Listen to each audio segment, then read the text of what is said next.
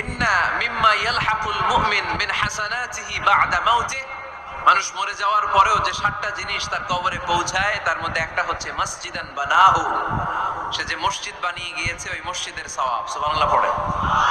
আপনি টাকা দিয়ে মসজিদ বানিয়ে দিলেন, ওই মসজিদে মুসল্লিরা নামাজ পড়ে, রোজাদাররা এসে ওখানে ইফতার খায়, তাহাজ্জুদ আদায়কারীরা তাহাজ্জুদ পড়ে, তাদের সওয়াবের কমতি হবে না, কিন্তু তাদের সওয়াবের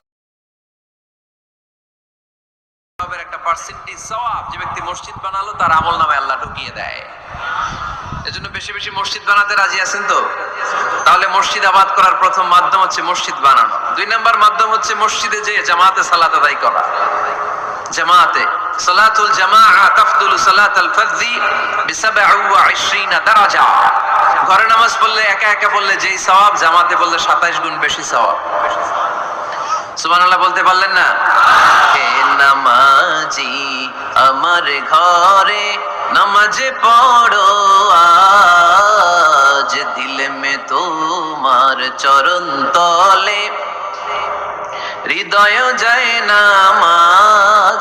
হে নামাজি আমার ঘরে নামাজ পড়ো আজ, দিল মে তোমার চরণ তলে হৃদয় যায় নামাজ। পড়েন আল্লাহু আকবার। কি সুন্দর লিখেছেন কাজী নজরুল ইসলাম। মসজিদ কেমন যেন মসজিদ তার নিজের ভাষায় আল্লাহর কাছে কেঁদে কেঁদে ফরিয়াদ জানায়, আল্লাহ নামাজিরা আমার ঘরে আসে না, কি সুন্দর টাইলস, কি সুন্দর মুসল্লা, কি সুন্দর এয়ার কন্ডিশন, সব আছে কিন্তু মুসল্লি নাই, ঠিক কিনা? মসজিদগুলো আল্লাহর কাছে ফরিয়াদ জানায়। এজন্য আমরা যেন মসজিদমুখী হই। কি মুখী? আওয়াজ করে বলতে হবে, কি মুখী?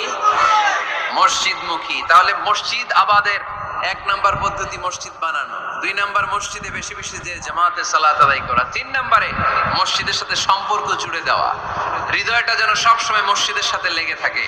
আল্লাহর হাবিব